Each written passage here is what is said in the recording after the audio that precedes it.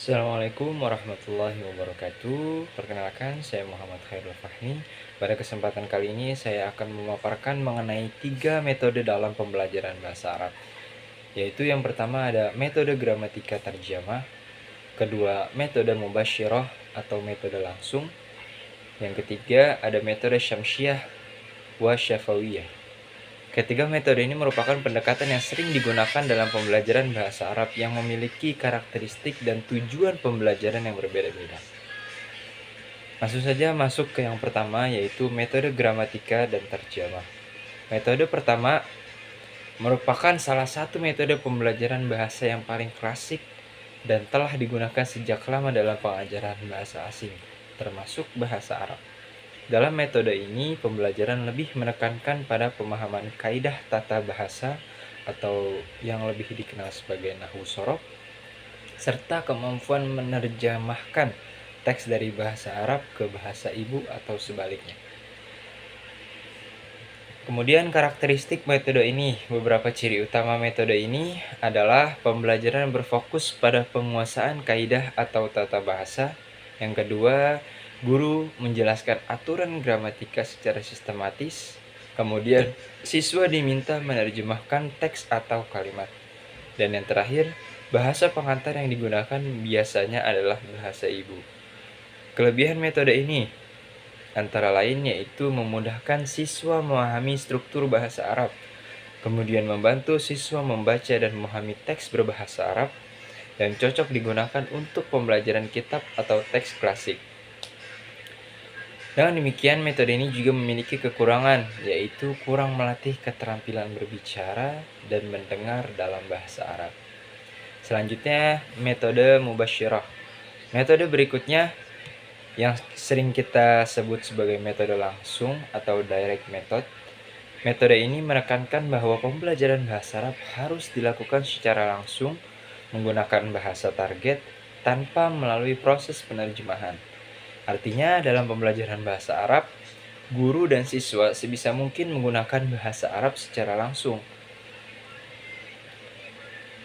Nah, kemudian apa aja sih ciri-ciri utama metode ini? Guru menggunakan bahasa Arab secara langsung dalam pembelajarannya, kemudian penjelasan makna kata dilakukan melalui gambar, gerakan, atau konteks. Selanjutnya, siswa dilatih untuk berbicara dan memahami bahasa Arab secara langsung. Kemudian, penggunaan bahasa ibu sangat dibatasi. Tujuan metode ini antara lain yaitu berkomunikasi secara langsung dengan bahasa Arab, kemudian memahami bahasa Arab secara alami, dan mengembangkan kemampuan berbicara secara aktif. Metode ini sangat efektif untuk meningkatkan keterampilan berbicara dan pemahaman bahasa secara langsung. Kemudian metode syam'iyah dan syafawiyah. Nah, metode ini sering disebut juga sebagai metode audiolingual. Metode ini menekankan pada keterampilan mendengar dan berbicara sebagai dasar dalam pembelajaran bahasa. Metode ini, siswa terlebih dahulu mendengarkan bahasa yang benar, kemudian menirukan dan mempraktikannya secara lisan. Karakteristik metode ini adalah pembelajaran yaitu dimulai dari mendengar, kemudian berbicara. Selanjutnya banyak menggunakan latihan pengulangan atau drilling. Siswa menirukan pengucapan guru atau rekaman audio. Penekanan pada pelafalan yang benar. Tujuan dari metode ini ialah menguasai pengucapan bahasa Arab dengan baik, kemudian mengembangkan kemampuan mendengar dan berbicara, serta menggunakan bahasa secara otomatis melalui latihan berulang.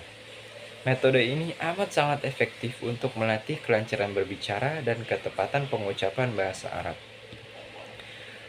Di sini saya menarik kesimpulan bahwasannya terdapat beberapa metode yang dapat digunakan dalam pembelajaran bahasa Arab. Di antaranya ketiga metode tadi, yaitu metode gramatika terjemah yang menekankan pada pemahaman tata bahasa dan penerjemahan teks. Selanjutnya metode mubasyirah, yaitu metode yang menekankan penggunaan bahasa Arab secara langsung dalam proses pembelajaran. Kemudian metode syam'iyah dan syafawiyah yang menekankan pada keterampilan mendengar berbicara melalui latihan pengulangan atau drilling. Setiap metode memiliki kelebihan dan karakteristik masing-masing, sehingga kita pun sebagai pengajar dapat memilih metode yang sesuai dengan tujuan pembelajaran dan kebutuhan peserta didik kita. Mungkin demikian yang bisa saya sampaikan. Assalamualaikum warahmatullahi wabarakatuh.